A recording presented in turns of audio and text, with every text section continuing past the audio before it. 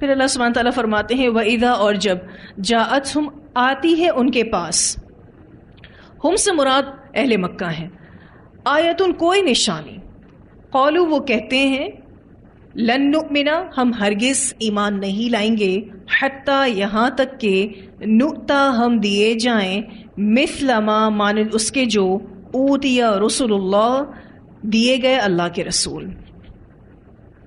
اللہ سبحانہ تعالیٰ نے یہاں اب ان کی ایک اور سرکشی بیان کی ہے کہ جب ان اہل مکہ کے پاس کوئی نشانی آتی ہے تو کہتے ہیں کہ ہم ہرگز ایمان نہیں لائیں گے یہاں تک کہ ہمیں اس جیسا دیا جائے جو اللہ کے رسولوں کو دیا گیا ہے، یعنی ہمیں بھی نبوت ملے، رسالت ملے۔ اللہ تعالیٰ نے جواب دیا اللہ تعالیٰ اعلم زیادہ جانتا ہے، حیث جہاں یجعل رسالتہ وہ ڈالے اپنی رسالت کو، کس سے کیا کام لینا ہے، کس کو کون سی نعمت دینی ہے، یہ سب کچھ اللہ تعالیٰ کرنے والے ہیں، یہ ذمہ داری اللہ تعالیٰ کی ہے۔ اللہ تعالیٰ خوب جانتا ہے کہ کس کو نبی بنانا ہے، یہ فیصلہ اللہ کا ہے کہ کس کو نبی بنایا جائے، کیونکہ وہی ہر بات کی حکمت کو اور مصلحت کو جانتا ہے، اسے ہی معلوم ہے کہ کون اس منصب کے لیے، اس عہدے کے لیے مناسب ہے، کون اس عہدے کا اہل ہے۔ اللہ تعالیٰ کہتے ہیں اللہ اعلم حیث یجعل رسالتہ۔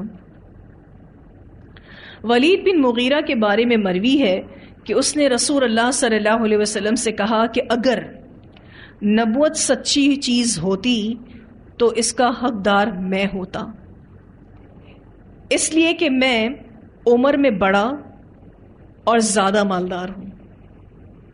ولید بن مغیرہ کو تو اب آپ جانتے ہی ہوں گے، اس نے کہا کہ اگر یہ نبوت سچی چیز ہوتی، حق ہوتا، تو میں اس کا سب سے زیادہ حقدار ہوں، کیونکہ میں تم سے عمر میں بھی بڑا ہوں اور میں زیادہ مالدار ہوں۔ پھر یہ کہ ابو جہل کے بارے میں بھی مروی ہے کہ اس نے کہا تھا کہ اللہ کی قسم ہم نہ اس کو مانیں گے اور نہ اس کی اتباع کریں گے الا یہ کہ ہم پر بھی وحی نازل ہو جیسے محمد پر نازل ہوتی ہے صلی اللہ علیہ وسلم۔ اللہ تعالیٰ نے ایسے لوگوں کی تردید میں یہ آیت اتاری کہ ان کے سامنے نشانی آ بھی جائے گی نا تو بھی یہ نہیں مانیں گے، اور یہ کہہ دیں گے کہ ہمیں ویسی ہی نبوت چاہیے، ویسی ہی رسالت چاہیے، تو ہم ایمان لائیں گے۔ اللہ تعالیٰ فرماتے ہیں سیصیب الذین، ان قریب پہنچے گی ان لوگوں کو، اجرموا جنہوں نے جرم کیا، صغار و ذلت عند اللہ اللہ کے ہاں، وعذاب اور عذاب، شدید سخت، شدید، بما کانوا یمکرون بوجہ اس کے جو تھے وہ مکر و فریب کرتے۔ ان قریب ایسے لوگوں کو جنہوں نے جرم کیا اللہ کے ہاں بڑی ذلت پہنچے گی اور بہت سخت عذاب پہنچے گا، اس وجہ سے کہ وہ فریب کیا کرتے تھے۔ یہ ایک طرح کی ڈانٹ ہے اور بڑی سخت ڈانٹ ہے، اس کو آپ شدید وعید بھی کہہ سکتے ہیں۔ اللہ تعالیٰ نے ان لوگوں کے لیے جو تکبر کا اظہار کرتے ہیں، جو رسولوں کی اتباع نہیں کرتے، ان کے لائے ہوئے دین اور شریعت کے سامنے سر نہیں جھکاتے، اللہ تعالیٰ فرماتے ہیں قیامت کے دن اللہ انہیں دائمی ذلت اور رسوائی دے گا۔ اور وجہ کیا بتائی، کیوں یہ ذلت ملے گی؟ کہ وہ چالیں چلا کرتے تھے، دنیا میں انہوں نے تکبر کو اختیار کیا، اس لیے سزا کے طور پر اللہ تعالیٰ آخرت میں انہیں ذلت اور رسوائی میں مبتلا کرے گا۔ اچھا ایک بات بتائیے کہ کیا یہ مشرکین مکہ رسول اللہ صلی اللہ علیہ وسلم کو ایک اچھا انسان نہیں مانتے تھے؟ کیا لقب دے رکھا تھا انہوں نے؟ صادق اور امین۔ اور اہل عرب اس بات کے ماننے والے تھے کہ رسول اللہ صلی اللہ علیہ وسلم کی فیملی بہت آنرڈ فیملی ہے۔ کفار جو تھے وہ رسول اللہ صلی اللہ علیہ وسلم کے نسب کی بلندی کا اعتراف کرتے تھے، آپ کے فضل اور شرف کو مانتے تھے، کیونکہ آپ صلی اللہ علیہ وسلم قریش سے تھے نا، اور آپ صلی اللہ علیہ وسلم کی جو تربیت ہوئی، آپ کی جو پرورش ہوئی، اس کے عمدہ ہونے کا بھی ان کو یقین تھا. اور پھر جب رسول اللہ صلی اللہ علیہ وسلم بڑے ہو گئے، جوان ہو گئے، اور وہ اپنی قوم کے لوگوں کے ساتھ جیسے معاملات کرتے تھے تو قوم کے لوگوں نے ہی ان کو صادق اور امین کے لقب دے رکھے تھے. اس سے یہ واضح طور پہ پتہ چلتا ہے کہ وہ آپ صلی اللہ علیہ وسلم کے آنرڈ فیملی سے ہونے کا رد نہیں کرتے تھے. ٹھیک ہے، اس بات سے انکار نہیں کرتے تھے، لیکن ان کا جو سارا مسئلہ تھا وہ نبوت کے بعد شروع ہوا. جب نبی اکرم صلی اللہ علیہ وسلم نے نبوت کا دعویٰ کیا تو ساری پرابلم وہاں سے شروع ہوئی. آپ صلی اللہ علیہ وسلم بہت اعلیٰ فیملی سے اسپیشلی بھیجے گئے. اس بارے میں ایک روایت آتی ہے، رسول اللہ صلی اللہ علیہ وسلم نے فرمایا، بے شک اللہ تعالیٰ نے اولاد ابراہیم علیہ السلام میں اسماعیل علیہ السلام کو برگزیدہ کیا، یعنی فضل دیا، شرف دیا، اور اولاد اسماعیل علیہ السلام سے بنو کنانہ کا انتخاب کیا، اور بنو کنانہ میں سے قریش کو چنا، اور قریش سے بنو ہاشم کو ممتاز کیا، اور بنو ہاشم میں سے مجھے منتخب کیا. اسے مسند احمد نے روایت کیا ہے. یعنی آپ صلی اللہ علیہ وسلم نے اس فضل اور شرف کو واضح کیا جو آپ کی فیملی سے ریلیٹڈ تھا، یعنی آپ بہت آنرڈ فیملی سے بھیجے گئے. حضرت ابراہیم علیہ السلام سے حضرت اسماعیل علیہ السلام، اور پھر حضرت اسماعیل علیہ السلام سے یہ جنریشن چلی اور بنو کنانہ، اور پھر بنو کنانہ میں اسپیشل فیملی قریش، اور قریش کا بھی جو اسپیشل خاندان تھا بنو ہاشم، اس سے نبی اکرم صلی اللہ علیہ وسلم کو اٹھایا گیا کہ آپ صلی اللہ علیہ وسلم کی فیملی کی جو ریپوٹیشن ہے اس پر کوئی کلیم نہ آ سکے. پھر اسی طرح سے ایک اور روایت آتی ہے، رسول اللہ صلی اللہ علیہ وسلم نے فرمایا، میں برابر آدمیوں کا مطلب یہ ہے کہ آدم علیہ السلام سے لے کر بہتر قرنوں میں ہوتا ہوا آیا ہوں، یعنی سب سے بیسٹ فیملیز سے میری نسل چل رہی ہے، شریف پاکیزہ نسل سے آپ صلی اللہ علیہ وسلم چل رہے ہیں. یہاں تک کہ وہ قرن آیا، وہ فیملی آئی، وہ دور آیا. قرن جو ہے ایک دور کو بھی کہتے ہیں، ایک فیملی کو بھی کہہ سکتے ہیں. یہاں تک کہ وہ قرن آیا جس میں میں پیدا ہوا. اسے بخاری نے روایت کیا ہے. رسول اللہ صلی اللہ علیہ وسلم جس نسل سے بھیجے گئے وہ شریف اور پاکیزہ نسل تھی. مسند احمد کی روایت ہے کہ اللہ نے نبی اکرم صلی اللہ علیہ وسلم کو تمام مخلوقات، تمام قبائل اور تمام خاندان سے چنا اور پھر نبی بنایا. تمام مخلوقات میں سے رسول اللہ صلی اللہ علیہ وسلم چنے گئے، پھر تمام قبائل میں سے، اور پھر تمام خاندانوں میں سے. رسول اللہ صلی اللہ علیہ وسلم مخلوق میں سب سے اعلیٰ ہیں، سب سے بیسٹ انسان کو اللہ تعالیٰ نے چنا. اور یہاں جو اللہ تعالیٰ کہہ رہے ہیں نا، اللہ اعلم حیث یجعل رسالتہ، اللہ تعالیٰ زیادہ جانتے ہیں کہ رسالت کس کو دینی ہے. اللہ تعالیٰ کو زیادہ پتا ہے کہ یہ عہدہ، یہ منصب، یہ ذمہ داری کس کو دینی، کون اس کا اہل ہے. اور ویسے بھی آپ دیکھیں کہ نبی اکرم صلی اللہ علیہ وسلم کی جو نبوت ہے وہ قیامت تک کے لیے، آپ کا جو اسوہ حسنہ ہے وہ قیامت تک کے لیے. تو آپ کو اتنا اسپیشل اللہ تعالیٰ نے بنایا ہے، بہت اسپیشل بنایا ہے آپ صلی اللہ علیہ وسلم کو اللہ تعالیٰ نے. اخلاق میں بھی سب سے اعلیٰ، مخلوق میں بھی سب سے اعلیٰ. اب اہل مکہ کو کیا چاہیے تھا کہ آپ کے شرف اور فضیلت کو قبول کرتے اور آپ صلی اللہ علیہ وسلم کی رسالت کو ایکسیپٹ کرتے ہوئے مسلمان ہو جاتے، لیکن نہیں، ایسا انہوں نے نہیں کیا. اور ایسا کون نہیں کرتا؟ جس کے اندر تکبر ہوتا ہے. بجائے ماننے کے الٹا چالیں چلی آپ صلی اللہ علیہ وسلم کے خلاف.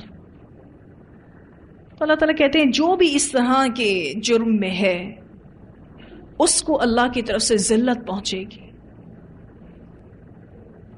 یہ جرم اتنا خطرناک ہے، اس کی وجہ سے انہیں ذلت اور رسوائی کے عذاب سے اس دنیا میں بھی دوچار ہونا پڑے گا اور آخرت میں بھی. ایک روایت آتی ہے، رسول اللہ صلی اللہ علیہ وسلم نے فرمایا، قیامت کے دن اہل دوزخ میں سے ایک شخص کو لایا جائے گا. جو شخص دوزخ میں جانے والا ہوگا اس کو لایا جائے گا جو دنیا میں سب سے زیادہ آسودہ، اور خوشحال تھا. دنیا میں اس کے پاس بے شمار نعمتیں تھیں. اسے دوزخ میں ایک بار گوتا دیا جائے گا، یعنی صرف ایک چکر لگوایا جائے گا. پھر اس سے پوچھا جائے گا، اے آدم کے بیٹے، کیا تو نے دنیا میں کبھی آرام دیکھا تھا؟ کیا تجھ پر کبھی کوئی چین کا لمحہ آیا تھا؟ وہ کہے گا، اللہ کی قسم اے میرے رب، کبھی نہیں. اسے مسلم نے روایت کیا ہے. حالانکہ حدیث میں واضح طور پہ بتایا گیا ہے کہ وہ دنیا میں بھرپور نعمتوں کے ساتھ جی رہا تھا، لگژریس لائف تھی اس کے پاس، لیکن جہنم کا صرف ایک گوتا، سب کچھ اس نے بھلا دیا، سب کچھ اس کو بھول گیا جو نعمتیں اس کے پاس دنیاوی اعتبار سے تھیں. اتنا خطرناک اللہ کا عذاب ہے. ویسے بھی آپ دیکھیے کہ عام زندگی میں بھی ہم بہت ساری نعمتوں میں ہوتے ہیں، لیکن کبھی کوئی تکلیف آتی ہے تو کیا ہوتا ہے؟ ان نعمتوں سے ہمارا دھیان ہٹ جاتا ہے. ہم یہ سوچتے ہیں کہ ہم تو صرف اور صرف پریشانی میں ہی، حالانکہ ایسا نہیں ہوتا. ہم اور دیگر نعمتوں کے ساتھ ہی ہوتے ہیں ابھی بھی، لیکن وہ پرٹیکولر تکلیف جو بہت بڑی ہوتی ہے، اس وقت انسان یہ سوچتا ہے جیسے اس کی زندگی میں کوئی خوشی ہے ہی نہیں. پھر ایک اور روایت آتی ہے، رسول اللہ صلی اللہ علیہ وسلم نے فرمایا، قیامت کے دن ہر دھوکے باز کے لیے ایک جھنڈا بلند کیا جائے گا اور کہا جائے گا کہ یہ ہے فلاں بن فلاں کی دھوکے بازی کا نشان. اسے بخاری نے روایت کیا ہے. یہ حدیث اس تفسیر میں اس لیے کوٹ کی جاتی ہے کیونکہ یہاں آپ دیکھیں تو ٹیکسٹ میں کیا لکھا ہوا ہے، بما کانوا یمکرون. وہ جو چالیں چلا کرتے تھے، دھوکے دیا کرتے تھے، تو ہر دھوکے باز کے لیے کل قیامت کے دن ایک جھنڈا بلند کیا جائے گا اور اناؤنسمنٹ ہوگی، کہا جائے گا کہ یہ فلاں بن فلاں کی دھوکے بازی کا نشان ہے. یعنی اس کو ہائی لائٹ کیا جائے گا کہ دیکھو یہ دنیا کا دھوکے باز. اس کی حکمت یہ ہے کہ دھوکے بازی چونکہ چھپی ہوئی تھی، لوگ اس سے آگاہ نہیں تھے، اس لیے قیامت کے دن دھوکے باز کے اس غلط اور شرمناک فعل کو ساری مخلوق کے سامنے لایا جائے گا. یعنی ایک بہت بڑی انسلٹ. آج آپ دیکھیں کہ جو دھوکہ بھی دیتا ہے نا، وہ اپنے آپ کو دھوکے باز کہلوانا نہیں چاہتا. غلط شخص کب اپنے آپ کو غلط کہلوانا چاہتا ہے؟ وہ نہیں کہہ چاہتا، وہ چاہتا ہے کہ نہیں میری تو بے عزتی ہو جائے گی. جھوٹ بول کے بھی لوگ نہیں چاہتے کہ ان کو کوئی جھوٹا بولے. ایسا کوئی ملا ہے آپ کو بھی کہ جھوٹے شخص نے اپنے آپ کو جھوٹا کہلوانا پسند کیا؟ نہیں. جھوٹا شخص بھی اپنے آپ کو سچا کہلوانا چاہتا ہے. تو اللہ تعالیٰ یہاں کہتے ہیں کہ کل قیامت کے دن جتنے بھی یہ دھوکے باز ہیں جو اسلام کو کمزور کرنے کی کوششیں کر رہے تھے. اچھا آپ کو اور مجھے ایسا لگتا ہے کہ شاید یہ اہل مکہ کی بات ہو رہی ہے اور یہ تو ہماری بات ہے ہی نہیں. اگر ہم عمل نہیں کرتے نا قرآن و سنت پہ تو ہم کس کو دھوکہ دے رہے ہیں؟ اللہ تعالیٰ کو. ہو سکتا ہے کہ ہماری یہ دھوکے بازیاں چھپی ہوئی ہوں، لیکن کل قیامت کے دن یہ کھولیں گی، سامنے آئیں گی. اور جب ساری خلقت کے سامنے اناؤنسمنٹ ہوگی نا تو بے عزتی بھی اتنی بڑی. اگر کل قیامت کے دن کسی کی عزت افزائی کی جا رہی ہے تو عزت افزائی بھی بہت بڑے پیمانے پر ہے، اور اگر کسی کی بے عزتی کی جا رہی ہے تو وہ بے عزتی بھی بہت بڑی ہے. میں جب اس حدیث کو پڑھ رہی تھی تو پہلے تو میں سوچ رہی تھی کہ جھنڈا بلند کیا جائے گا. جھنڈا کس بات کی علامت ہوتی ہے؟ پہچان ہوتی ہے نا. علم کسے کہتے ہیں؟ پہچان کو. جھنڈا بلند کیا جائے گا اور پھر اناؤنسمنٹ، یعنی اگر جھنڈا دکھ رہا ہے تو بھی بہت بڑی بات ہوتی ہے. آج آپ دیکھیں جو بھی غلط قسم کے لوگ ہوتے ہیں وہ اپنا پتہ بتانے کے لیے کیا کرتے ہیں؟ جھنڈے لگاتے ہیں. ٹھیک ہے نا. اگر کوئی ایسا اڈا ہے جہاں جسم فروشی ہوتی ہے تو خاص علامت لگائی جاتی ہے تاکہ جو بھی وہاں سے گزر پتہ چل جائے کہ یہ جگہ کیا پہچان رکھتی. تو جھنڈا پہچان کی علامت ہوتا ہے. میں جب حدیث پڑھ رہی تھی تو میں پہلے تو کتنی دیر سوچتی رہی کہ اس حدیث میں اللہ تعالیٰ کہتے ہیں کہ قیامت کے دن ہر دھوکے باز کے لیے ایک جھنڈا بلند کیا جائے گا. ایسا بھی نہیں ہے کہ سارے دھوکے باز ایک جگہ جمع کر کے ایک جھنڈا لگا دیا جائے، ایسا نہیں ہے. ہر دھوکے باز کو، کیونکہ ہر کسی کا دھوکہ فرق ہے، اس کا لیول بھی فرق ہے. کتنی بڑی بدنامی ہوگی. اللہ تعالیٰ کہتے ہیں ایسے جتنے بھی مجرم ہیں ان کو اللہ کے ہاں رسوائی کا عذاب سہنا پڑے گا. تو میں یہ کہہ رہی تھی کہ اگر ہم اللہ کے اس دین پر عمل نہیں کرتے تو ہم بھی دھوکہ دے رہے ہوتے ہیں اپنے آپ کو, اپنے رب کو اور معاشرے کو بھی. ہم کہلوانا نہیں چاہتے اپنے آپ کو دھوکے باز. آج اگر کوئی بچ بھی جاتا ہے اور بڑی اچھی ناموری کے ساتھ اس دنیا سے چلا بھی جاتا ہے تو چلا جائے بے شک, یہ دنیا تو ویسے بھی فانی ہے. اصل جو عزت ہے اور اصل جو ذلت ہے وہ تو قیامت کے دن کی ہے. ہم نے ہر اعتبار سے اپنے عمل کو مضبوط کرنا ہے, نہ خود سے جھوٹ بولنا ہے, نہ اللہ سے, اور نہ معاشرے میں جو ہم رہتے ہیں اس سے. کہ بظاہر تو لوگ ہمیں بہت اچھا دیندار مسلمان سمجھ رہے ہوں لیکن ہم ہوں نہ. جیسے میں آپ سے بھی ذکر کر رہی تھی کہ میں نے آپ سب کے لیے دعا کی ہے. اس وقت میں باقاعدہ انٹینشنس کے ساتھ دعا کرتی تھی, کیونکہ مجھے ایسا ہوتا تھا کہ آپ کو تو مجھے صرف ایک جملہ ہی کہنا ہے نا کہ میں نے آپ کے لیے دعا کی ہے, نہیں کی آپ نے کہاں سے انویسٹیگیٹ کرنا ہے کہیں سے. آپ وہ ویڈیوز لا سکتے ہیں میری کہ میں نے آپ کے لیے دعا کی تھی نہیں کی تھی؟ کوئی لا سکتا ہے؟ کوئی نہیں لا سکتا. میں نے تو ایک رسماً جملہ کہہ دینا, ہاں جی بڑی دعا کی میں نے آپ کے لیے, جو کہ ہمیں عموماً طور پر لوگ کہتے ہیں. اس وقت یقین مانیں صرف اور صرف اللہ سے ڈر کے جس کے لیے بھی دعا کی, میں نے باقاعدہ سوچ کے یاد سے کہ آج اگر میں ان کو کہہ بھی دیتی ہوں کہ میں نے آپ کے لیے دعا کی, اگر میں نے نہیں کی تو کل قیامت کے دن تو ان کو پتہ چل ہی جائے گا. اور میں کتنا بڑا جھوٹ بولوں گی تو میری آپ اس چیز کو چیک نہیں کر سکتے تھے. یہ تو ہمارے اپنے اندر اس بات کا خوف ہونا چاہیے کہ آج کا دن کیا ہے, آج تو دن ختم ہو جائے گا, ختم ہے. کل قیامت کے دن کیا ہوگا جب اللہ تعالیٰ سب کے سامنے ہی بتائیں گے کہ یہ تو دھوکہ دے رہے تھے آپ کو, تو بول تو سامنے سے رہے تھے کچھ اور پیچھے سے کچھ اور تھے. اس وقت کا خوف جو ہے نا انسان کو سیدھا رکھتا ہے. پھر یہ چیز اتنی زیادہ آپ کو فکر مند کرتی ہے. اور اگر آپ واقعی اگر آپ سنسیئر مسلم ہیں, یعنی آپ واقعی مخلص مسلمان ہیں, مومن ہیں, تو اللہ تعالیٰ آپ کو وقتاً فوقتاً گائیڈ کرتا رہے گا کہ کہیں آپ سے کوئی دھوکے بازی نہ ہو, کہیں آپ سے کوئی خیانت نہ ہو. ہونے بھی لگے گی تو آپ کو اللہ تعالیٰ جھنجھوڑ دے گا. اور ویسے بھی آپ دیکھیں کہ جب ہم اللہ تعالیٰ کے لیے خالص ہوتے ہیں تو اللہ سبحانہ تعالیٰ ہمیں ہماری محبتوں کے اعتبار سے بھی جھنجھوڑتا ہے. آپ کریں اللہ سے بڑھ کر کسی سے محبت, اگر آپ واقعی سچے مسلمان ہیں تو آپ کو اسی محبت کے ساتھ اللہ تعالیٰ ایسا آزمائے گا کہ آپ سوچتے رہ جائیں گے. واقعی اگر مخلص مسلمان ہیں تو, ورنہ تو پھر اللہ تعالیٰ ڈھیل دیتا ہے. وہ محبت جو اللہ سے بڑھ کر ہو رہی تھی نا, اس محبت کو اللہ تعالیٰ توڑ دے گا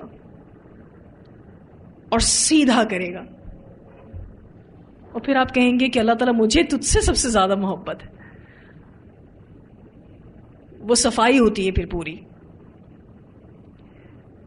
اس چیز کو کبھی اگر آپ نے فیل کیا ہو تو, کسی چیز میں اگر آپ کا دل زیادہ ہے, اچھا ہم اس چیز کو نارملی فیل نہیں کرتے. مثلا اگر اولاد میں دل زیادہ ہے, اور اگر واقعی کوئی سچا مومن ہوتا, کہ سم ٹائمز اولاد کی جو محبت ہے وہ اللہ کی محبت کو کہیں پیچھے چھوڑ دیتی ہے, تو اللہ تعالیٰ اولاد لے لیتا ہے, یا اس کے ساتھ کوئی تکلیف جوڑ دیتا ہے. پھر بندہ کس کو یاد کرتا ہے؟ اللہ کو یاد کرتا ہے. ٹوٹی نا وہ محبت, آئے نا اللہ کے پاس. یہ چیز سمجھنے کی ضرورت ہے. ایک پیور زندگی ہو ہماری. ایک اور روایت میں پڑھ رہی تھی اس تفسیر میں, رسول اللہ صلی اللہ علیہ وسلم نے فرمایا, ذلت و رسوائی اس شخص کا مقدر بنا دی گئی ہے جس نے میرے دین کی مخالفت کی. اس سے مسلم احمد نے روایت کیا ہے. کیسی روایت ہے یہ آپ دیکھیں. ذلت اور رسوائی اس شخص کا مقدر بنا دی گئی ہے، یعنی اس کی تقدیر میں لکھ دی گئی ہے جو بھی اس دین کی مخالفت کرے گا. یعنی اس کا اپوزٹ کیجیے، جو بھی اس دین کو سپورٹ کرے گا اس کے لیے عزت، شرف، فضل مقدر بنا دیا جائے گا. اسلام کے ساتھ ہی عزت ہے. یہ چیز اگر ہمارے ذہنوں میں بیٹھ جائے نا، ہم کبھی اسلام کو پیچھے نہ کریں، ہم کبھی اللہ تعالیٰ کو پیچھے نہ کریں. سب سے پہلے ہمارے لیے اللہ تعالیٰ ہوں.